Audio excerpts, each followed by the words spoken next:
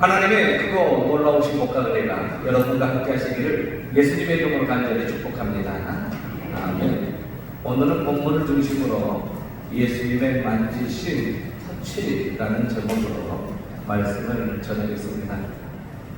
요즘 코로나19 바이러스로 인하여 저와 여러분들 염려 속에 있고 또한 어려움 속에 있는데, 이 코로나19 바이러스가 국경이 없어요. 전 세계 어디에서나 참고하고 있는데, 이 코로나19 바이러스의 이 확산 때문에 저희들 이 확산 방지를 위하여 저희들 예방수칙을 지키고 있지요. 그래서 마스크를 쓰고 예배를 드리고 있고, 거리를 띄워서 좌석에 앉아서 예배를 드리고 있습니다.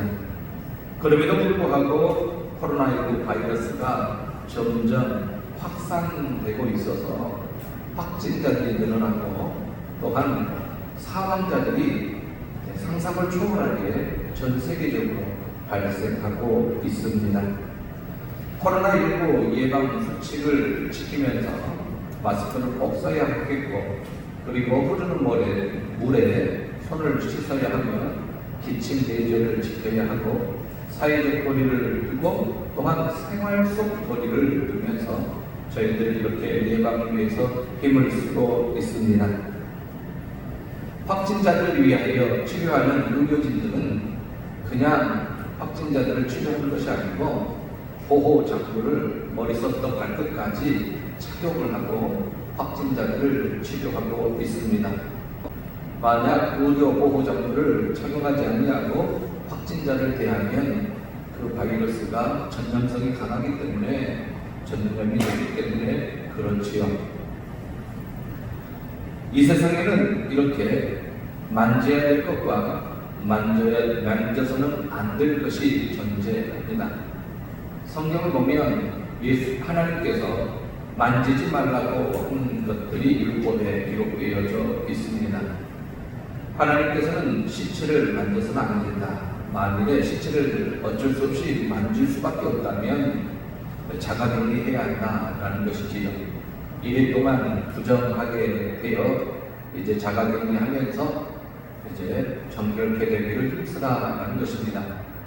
또한 하나님께서는 먹어야 될 음식, 짐승과 먹지 말아야 될 것을 구약에 구분하셔서 이제 먹어야 될 것은 먹지만은 만일에 먹지 못하거나 부정한 짐승을 만지거나 그의 시체를 대할 때에는 부정하다 하여서 저녁 때까지 자가격리하게 하였습니다. 굽이 갈라진 것, 기는 것, 그리고 고기를 먹어서는 안 되는 고기가 있고, 또한 그 짐승의 시체를 만져서는 안 될 것을 이렇게 하나님께서 구분해 놓으셨습니다. 이스라엘 백성들은 이 말씀에 순종하면서 이 말씀을 지켰죠. 태어나면서부터 구별된 삶을 살았습니다. 또한 질병이 있는데 이 나병 환자, 이 나병이 발생을 하면 이 나병도 전염성이 강하기 때문에 이 나병 환자가 발생이 되면 제사장이 선포한 후에는 외쳐야 합니다. 누가 보더라도 문제가 있는 사람처럼 옷을 찢고 머리를 풀고 그러면서 윗입술을 가리면서 외쳐야 하죠. 나는 부정하다, 부정하다, 부정하다. 이렇게 외치는 이유는 다른 사람이 나에게 접촉하지 말라, 나를 만지지 말라 하고 선포하는 겁니다. 그러면 주변에 있는 사람들은 그 사람들이 그 나병 환자가 오는 것을 멀리하면서 가라, 저리 가라 하면서 가까이 오는 것을 금지하지요. 접촉하면 안 되기 때문에 그렇습니다. 접촉한 자도 부정하게 되기 때문에 그렇지요. 유출병이 있을 때, 피가 흐르는 병이 있을 때 그 유출병을 가지고 있는 사람이 손을 씻지 아니하고 다른 어느 사람을 만지면 그 어느 사람도 전염이 되는 것입니다. 우리가 그걸 경험하고 있지요. 코로나19 바이러스도 그런 전염성이 강합니다. 그렇기 때문에 손을 씻지 아니하고 아무든지 만지면 그 사람도 부정하게 되기 때문에 이렇게 만져서는 아니 되고, 심지어 그 사람이 누웠던 자리, 그 사람이 앉았던 자리를 구분하여 가지고 앉거나 누워서는 아니 됩니다. 만약에 환자가 누웠다든지 병든 자가 부정한 자가 누워 있든지 부정한 자가 앉아 있는 자리를 모르고 앉으면 그 사람도 부정하게 되기 때문에 그것을 구분합니다. 또한 악인들을 구분합니다. 민수기 16장에 보면 모세의 권위에 도전한 고라와 다단이 있습니다. 그 다단을 하나님께서 징계하시는데 그 다단, 고라와 다단과 그를 따르는 자들을 하나님께서 악하다 하셨습니다. 그런데 또 한 걸음 더 나아가서 하나님께서는 그 악인들이 거하는 장막, 그 악인들이 거하는 텐트 안에 어떤 물건이든지 너희들은 만지지 말라, 부정하라, 그렇게 정하셨습니다. 그래서 악인들이 만지는 것, 죄인들이 만지는 것, 그것 또한 부정하라 라고 하셨지요. 그리고 하나님께서 정말로 가증히 여기는 것이 우상숭배입니다. 우상숭배자들을 하나님께서 매우 싫어하셔서 우상숭배자들을 가까이 하지 말라, 우상숭배자들과 같이 음식을 먹거나 또한 자리에 앉거나 한 집에 거하지 말라, 그렇게 말하고 있는 것이지요. 가증 여기는 것, 이 가증하다는 것은 몸서치게 떨며 싫어하는 겁니다. 너무너무 싫어하는 거죠. 이렇게 하나님께서 우상숭배자들을 가증히 여겼습니다. 그런데 이스라엘 백성들이 자신들은 거룩하다 하고 삶을 살았지요. 또 가면을 쓰면서 속은 더러 울지언정 밖으로는 내가 율법을 지킵니다 라고 살고 있었습니다. 그렇기 때문에 더 철저하게 이것을 지키려고 하죠. 나병 환자 저리 가라, 율증병 환자 만지지 마라, 악인들 거기 장막에 손도 대지 마라, 너희들이 앉은 자리는 나도 앉지 않겠다. 그런데 이방인들을 보니까 이방인들이 다 하는 거예요. 이방인들은 하나님이 금하신 음식도 마음대로 먹고, 그리고 또한 이방인들은 우상숭배도 하고 율법대로 살지 않냐고. 그러니까 유대인들이 볼 때에는 이방인들이 완전히 주인이고 악인이고 가증한 자들입니다. 그래서 이방인들과 서로 교통을 하지 않아요. 교제를 하지 않습니다. 유대인들은 이방인들과 같이 앉아서 음식도 먹지 않고, 그들이 앉은 자리는 부정한 자리이기 때문에 같이 앉아서 음식도 먹지도 않고 친도나 교제를 하려고 하지 않아요. 심지어 이방인들을 짐승 취급하는 유대인들이었습니다. 왜 하나님께서 이렇게 이스라엘 백성들에게 만지지 말라 하는 이유가 있을 것인데, 그 이유가 무엇일까요?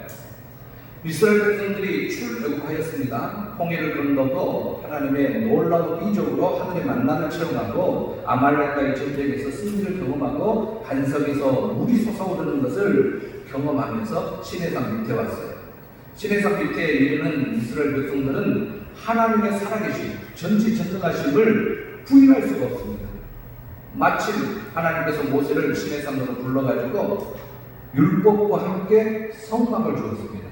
그래서 이 성막을 이제 하나님의 설계대로 성막을 짓고 완성하며 봉헌합니다. 이제 이스라엘 백성들의 삶의 중심은 성막이었습니다.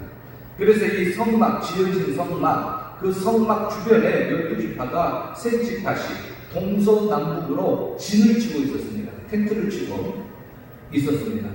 그런데 여러분들이 귀에 모시밖에 들었던 숫자, 출애굽한 장정의 숫자가 60만 3,550명. 그리고 신학자들이 추정하기를 200만 명에서 300만 명의 그러한 사람들이 시내산 밑에 거하였을 것이다 라고 추정을 하죠. 그러면서 이제 성막을 중심으로 문 입구를, 텐트 입구, 장막 입구를 성막 쪽으로 향하게 해가지고 텐트에 들어갈 때 또한 나올 때 항상 성막이 바라보도록 그렇게 진을 치라 하였습니다.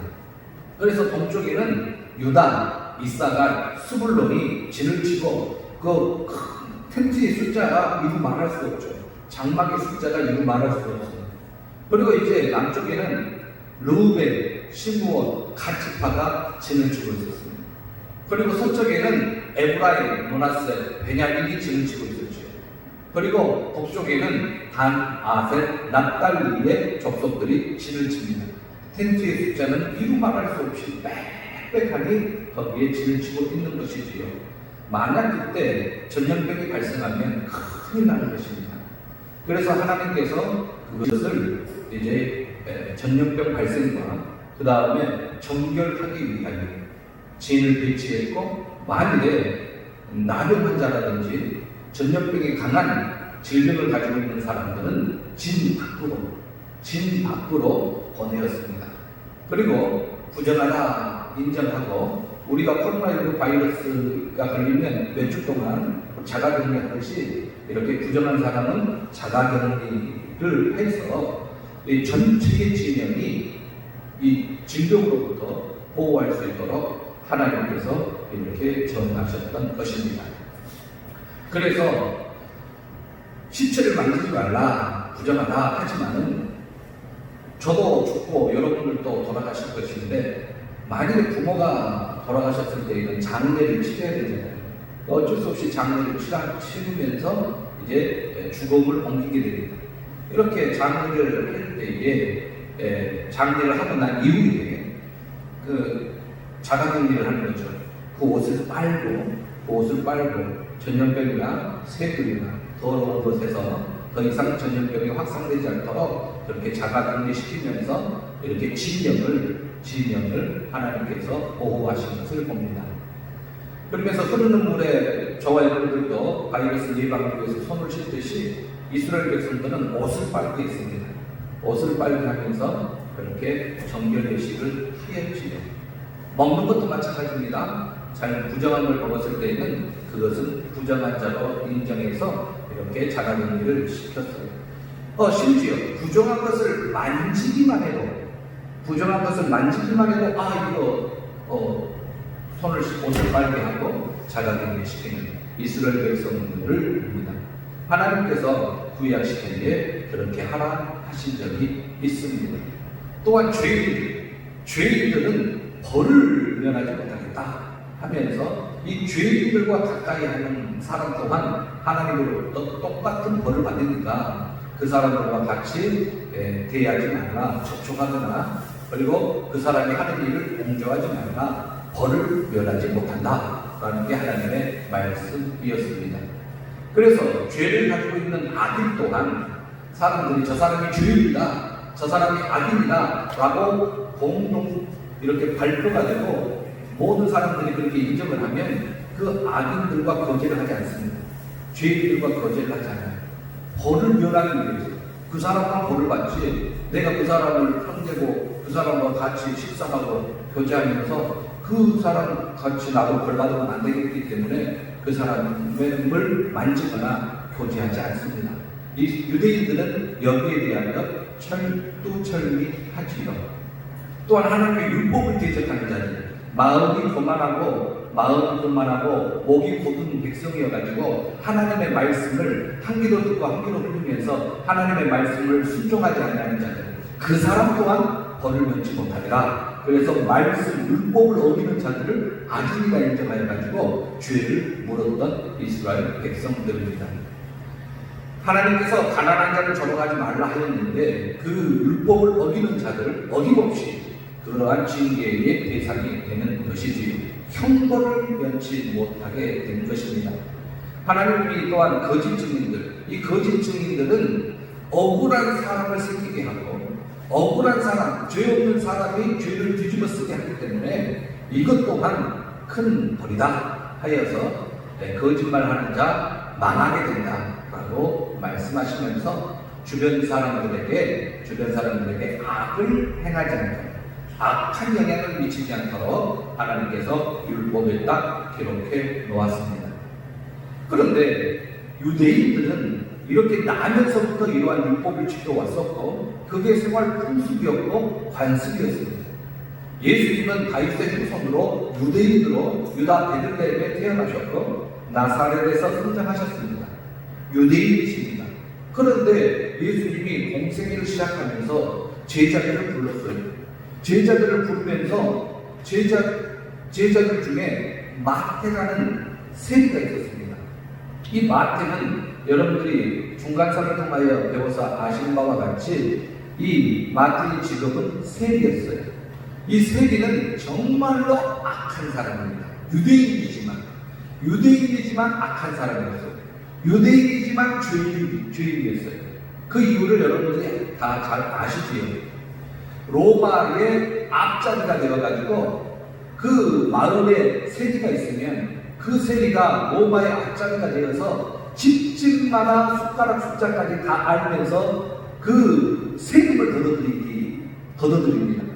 근데 이 세금이 공평하게 걷어들이는 것이 아니라 세리가 로마의 그 세력을 힘입고 아주 착취하는 거예요.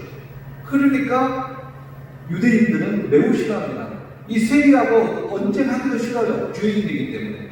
그냥 달라주면 줘요. 그냥 가라. 받고 가라. 근데 너무나도 억울하죠. 이 세리들은 이렇게 악한 사람이라고 유대인들이 다 인정하고 생각하고 있었습니다.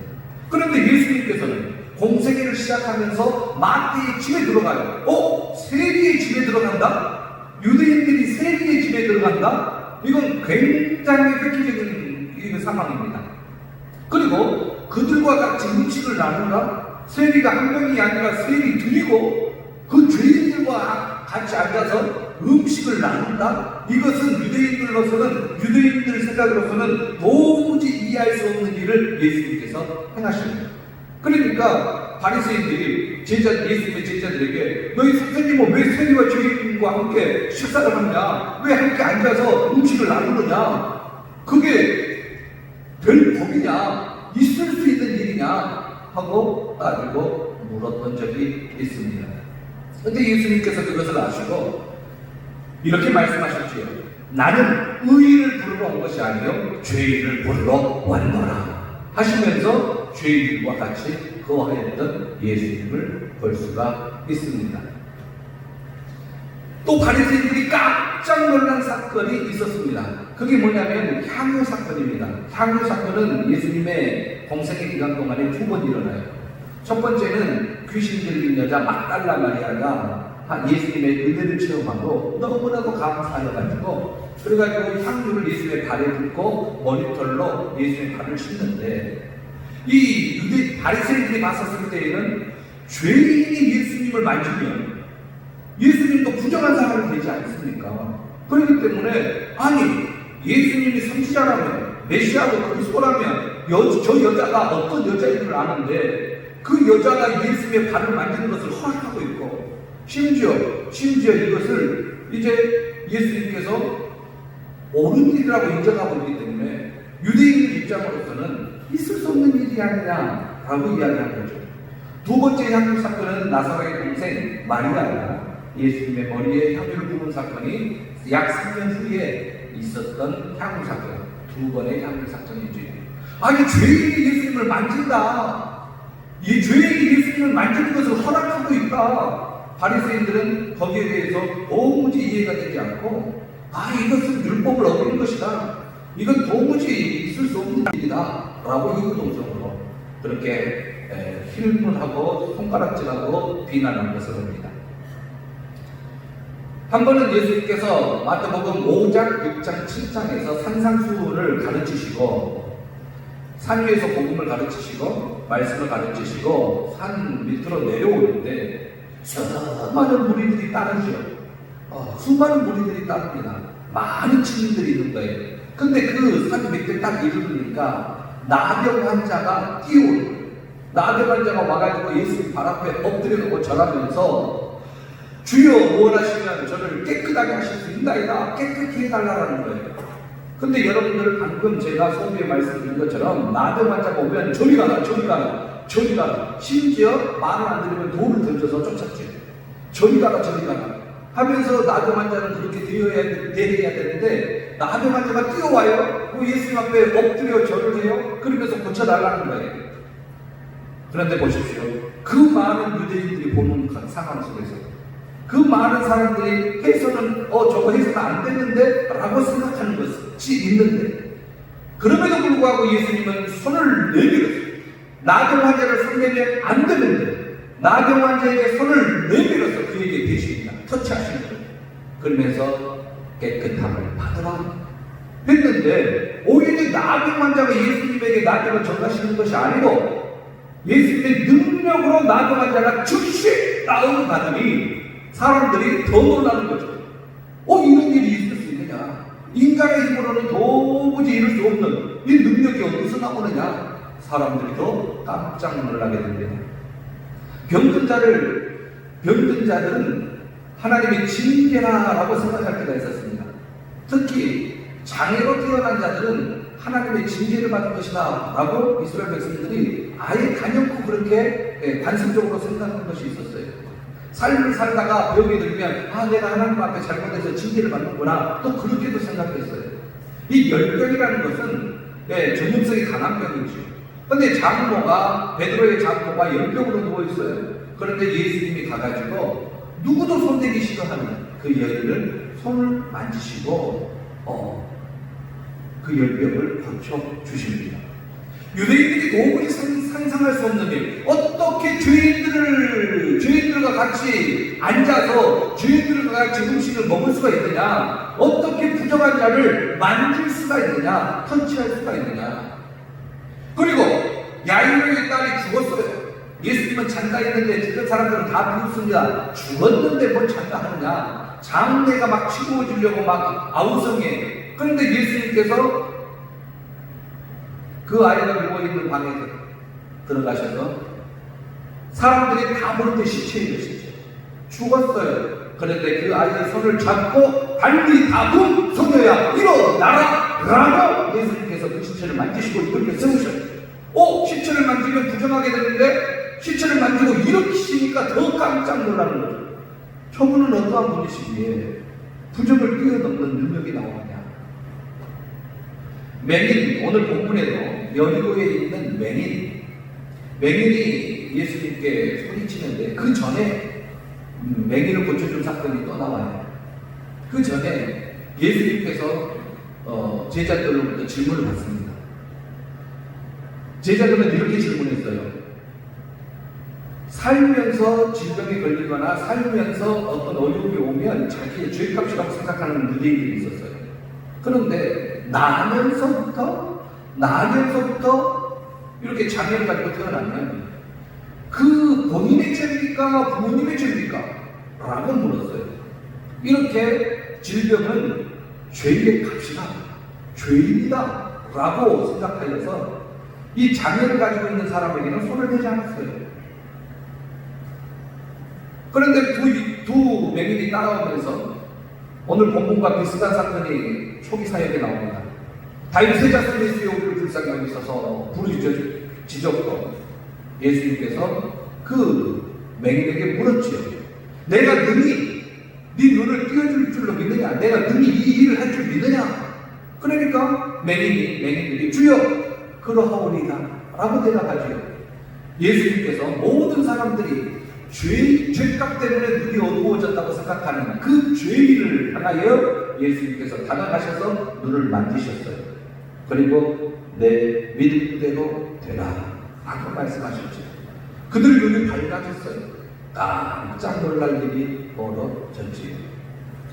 오늘 본문에도 예수님께서 불쌍히 여기는 맹인이 나옵니다. 그 맹인이 부르짖지요. 다윗의 자손 예수여 나를 불쌍히 여기소서. 다윗의 자손 예수여 나를 불쌍히 여기소서.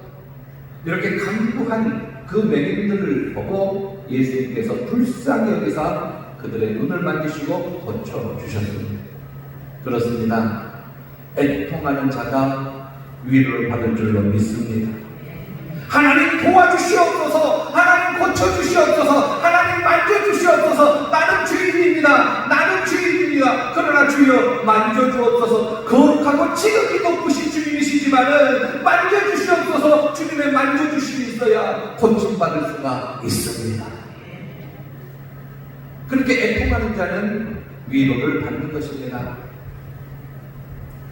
또한 예수님 앞에 자기 자녀들이 예수님의 만져주심을 바라며 자녀를 데리고 부모님들이 계셨어요. 예수님이 자기 자녀를 만져주기를 바라면서 부모님은 다 같은 마음이잖아요. 그래서 막 데리고 나왔어요. 여러분, 내 자녀를 만져주기를 바라는 마음으로 예수님, 내 아들 딸을 붙잡아 주옵소서. 내 손자 손녀들을 어루만져 주시옵소서. 내 자녀손들에게 주여 만져주시는 은혜를 더하여 주옵소서. 애통하며 간구해야 될 줄로 믿습니다. 사람이 부정한 걸 만지면 부정하게 되나, 참 사람이요 참 하나님이신 우리 주 예수 그리스도께서 만지시면 능력이 나타납니다.